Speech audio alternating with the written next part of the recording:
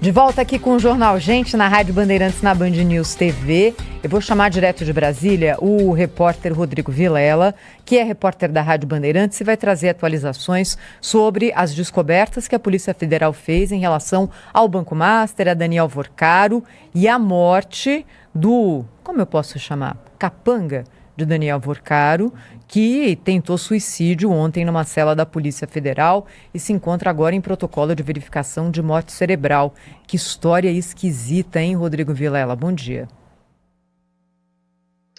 Pois é, Thaís, bom dia a você, bom dia a todo mundo que acompanha a nossa programação na Rádio Bandeirantes, também na Band News TV. Pois é, nesse momento tem esse protocolo para poder confirmar essa morte cerebral de Luiz Felipe Machado de Moraes Mourão, ele que era chamado de sicário nesse núcleo de monitoramento, uma espécie de espionagem, núcleo contratado e mantido por Daniel Vorcaro, segundo a Polícia Federal.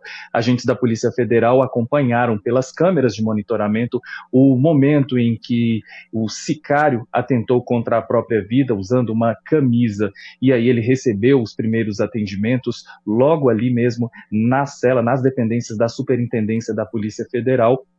Ele foi atendido, o SAMU foi chamado e ele levado para o hospital. O sicário, ele foi alvo de um mandado de prisão ontem, ele e mais 3 pessoas, na terceira fase da operação Compliance Zero, e horas após ser preso pela Polícia Federal, ele atentou contra a própria vida. O gabinete do ministro relator no Supremo Tribunal Federal, André Mendonça, já foi informado sobre essa tentativa, e a Polícia Federal informou também que instaurou um inquérito para apurar essa tentativa de suicídio dentro da unidade policial. Volto com vocês. Obrigado, Rodrigo Vilela. Estamos recebendo aqui no estúdio da Rádio Bandeirantes o ex-ministro, jornalista Aldo Rebelo, colunista do Jornal Gente, que está aqui para comentar um pouquinho dessa informação que está nos jornais hoje, no noticiário, e vai permanecer ainda por um tempo.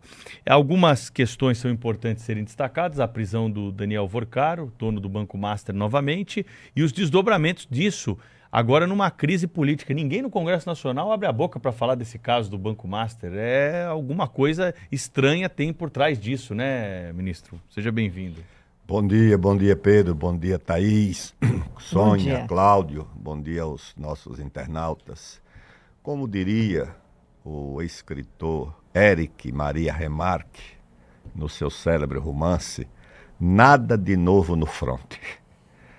Tudo mais ou menos previsível, a não ser 2 episódios relacionados com o Banco Central, onde havia uma espécie de reserva de credibilidade no serviço público, porque na política não há nenhuma novidade, tá certo? E nem no caso da prisão do Vorcaro, que era razoavelmente aguardada. O que há, de novo, é o envolvimento de um ex-diretor do Banco Central e de um chefe encarregado de atividades relativamente importantes no Banco Central.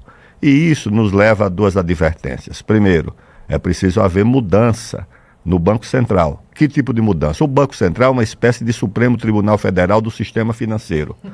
Ele fiscaliza todo mundo e não é fiscalizado por ninguém. O que ele tem é um processo de autofiscalização, de fiscalização interna.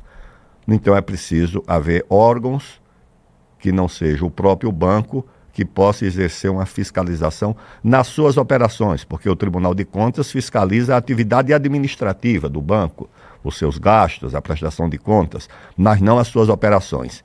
Então, há necessidade de se criar um instrumento de fiscalização do Banco Central. O Banco Central tem que prestar contas, quem sabe, ao Congresso, à Comissão de Fiscalização Financeira e Controle, entregar relatórios, como acontece com o Banco Central dos Estados Unidos. E a segunda questão é estabelecer uma distância razoável entre os operadores do sistema financeiro e a diretoria do Banco Central, porque qual é o costume?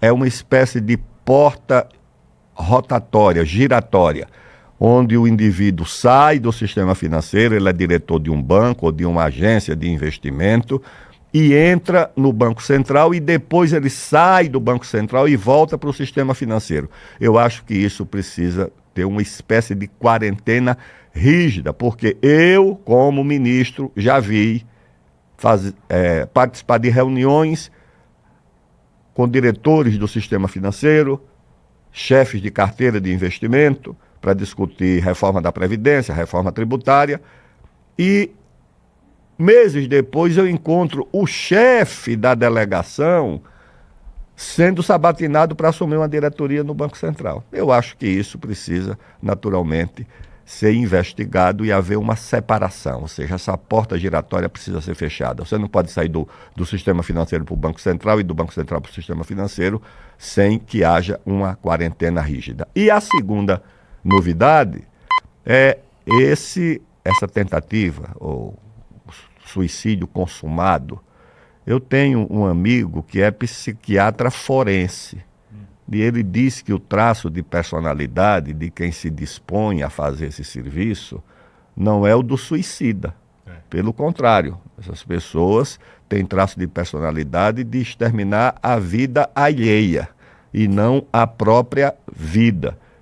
E esse psiquiatra forense, ele diz que isso é um traço de personalidade dos indivíduos. Tem gente que, se cometeu um crime, ele vai procurar a próxima delegacia e se entregar, que ele não suporta o peso dessa responsabilidade.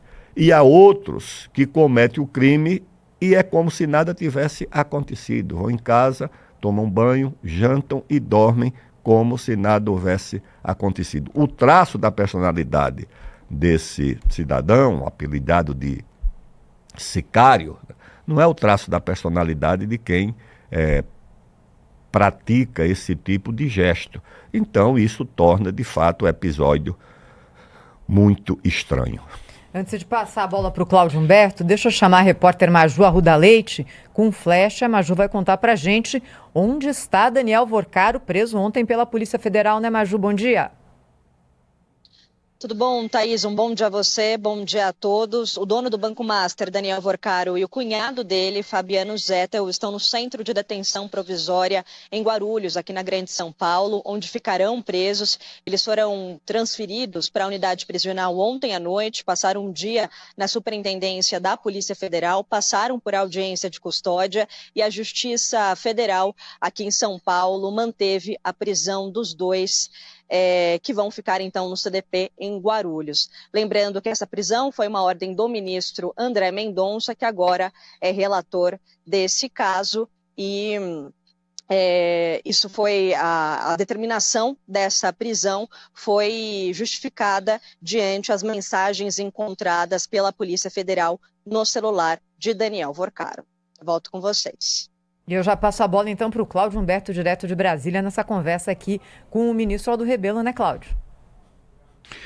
Então, ministro, tem um fenômeno curioso que a gente tem registrado aqui no programa, né, nesse caso do Banco Master, que é um curioso desinteresse, digamos assim, das instituições em levar isso a fundo, né, de levar as investigações às últimas consequências. E a gente vê acontecer fatos como este que foi revelado ontem com a Procuradoria-Geral da República passando vergonha, né?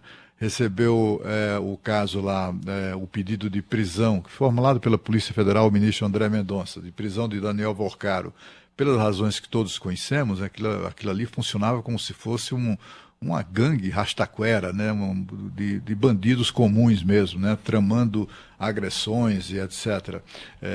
Simulação de assalto para machucar pessoas, jornalistas, seus críticos, etc. E aí o procurador-geral, Paulo Gonet, alegou que não havia urgência naquilo. Quer dizer, tínhamos uma situação em que se tramava moer uma ex-empregada doméstica, se tramava uma combinação ali para simular assalto e cobrir de porrada um jornalista e quebrando-lhe todos os dentes, era essa a orientação, e o PGR alegou que isso não era urgente, né? Não era urgente, e acabou ignorando o prazo de 72 horas verificados ou determinados pelo ministro André Mendonça.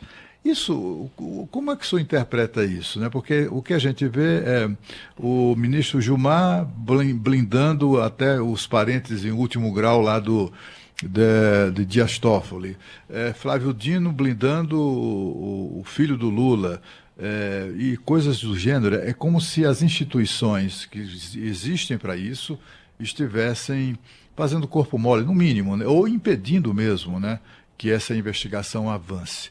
E o senhor poderia... Há uma explicação para isso? Claro que há, Cláudio. Infelizmente, a explicação não é a melhor possível para o país nem para as instituições, né? Porque o Ministério Público, tanto o federal quanto o Ministério Público dos estados, são muito ágeis para confiscar as vaquinhas dos produtores rurais da Amazônia. Eles são muito ágeis para isso, para entrar nas propriedades lá na Amazônia. Eles são muito ágeis para isso. O Ministério Público Federal é muito ágil para isso. Deveria ter a mesma agilidade para combater o crime organizado. Essa agilidade, porque isso é crime organizado. Isso não é uma corrupção tradicional, conhecida na política brasileira. É crime organizado. Ameaçar jornalistas, como essa gangue ameaçou, é crime organizado. Porque você imagine, se um jornalista de uma instituição importante da mídia brasileira se sente ameaçado ou sofre esse tipo de ameaça, como é que o cidadão comum vai se sentir? E o Ministério Público Federal agiu com tanta agilidade. Tem aqueles condenados do 8 de janeiro a penas elevadas, não que não merecesse algum tipo de pena, não que não tenham cometido crime, cometeram, mas foram acusados de tentar um golpe de Estado no país, você imagine. E receberam essas condenações todas. E algo que a Polícia Federal já sabia, porque se o Ministério Público, se o doutor Paulo Gonet não soubesse o que estava acontecendo, mas ele foi instruído pela investigação, ele sabia que aquela investigação era uma coisa séria. A Polícia Federal ia inventar e colocar na mão do Procurador-Geral da República uma acusação falsa, uma invencionice. Não, é uma omissão grave. Porque o crime é muito grave. O crime alcança instituições fundamentais da vida do país, da vida financeira, porque alcança o Banco Central, da vida econômica, porque alcança o Congresso, a Presidência da República, o Senado Federal, o próprio Supremo Tribunal Federal.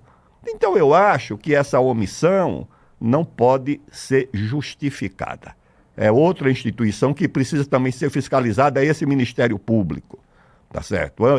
Eu estive a semana passada no Acre. Lá na fronteira, o crime organizado tomou conta do país. Vai examinar o que é que o Ministério Público tem feito. Tá certo? Muito pouca coisa nessa área do crime organizado. Agora, para agir contra produtor rural, contra o sujeito que está criando uma vaca, plantando uma roça de milho, aí você vai ter a ação e a eficiência do Ministério Público Federal. Por essa razão, é que infelizmente o Congresso está submetido também, está metido aí, é como teve aqui um jogo entre o Palmeiras e o Corinthians nos anos 50, conhecido como o Jogo da Lama. Ministro. Era o Jogo da Lama, porque a um determinado momento o juiz olhava e não havia diferença na camisa dos jogadores porque estavam todos da mesma cor. O juiz precisava olhar na cara do jogador para saber se ele era do Palmeiras ou do Corinthians para apitar uma falta. Então nós estamos chegando ao ponto, nas nossas instituições, parecido com aquele Jogo da Lama, ou seja, está tudo enlameado. Então é preciso muito esforço para saber identificar aonde está de fato um crime ou uma falta para poder ser identificado e encontrar o juiz para fazer isso. Infelizmente, essa é a situação. E a omissão do chefe do Ministério Público Federal, infelizmente, né, leva também essa desconfiança para uma instituição que até recentemente era tida como a instituição dos varões de Plutarco. Adorei a palavra, ministro. Rapidamente, porque o nosso tempo é curto, ministro, mas eu não posso deixar de perguntar. Claro que as agências, a mídia internacional está dando essa notícia aí com muito destaque. Eu gostaria de ouvir do senhor possíveis consequências para mercado e credibilidade do Brasil. A credibilidade em baixa. Por quê? Porque o país demonstra queda de credibilidade das suas instituições. As instituições, o governo federal faz um decreto, estuda longamente a concessão de uma hidrovia no Rio Amazonas, a do Tapajós, e depois de estudar muito, meses depois revoga essa concessão sem nenhum estudo.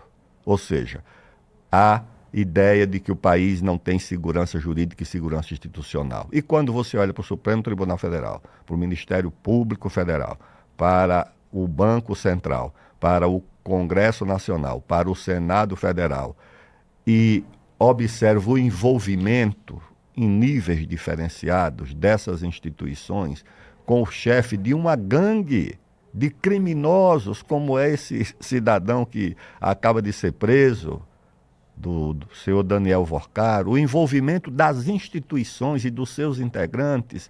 É claro que o mundo olha para o Brasil e diz, olha, será que esse país merece, e suas instituições, a credibilidade dos investidores privados, de quem pode apostar nas grandes possibilidades e potencialidades do Brasil? O Brasil pode ser o país do século do minério, do século das terras raras. Agora, suas instituições precisam estar à altura das potencialidades, das riquezas e das promessas do Brasil. Essas instituições, nesse episódio, especificamente, minha prezada Sônia, demonstraram que não estão à altura desse país. Ministro Aldo Rebelo, nosso colunista aqui no Jornal Gente, sempre conosco. Ministro, obrigada. Até uma próxima. Até.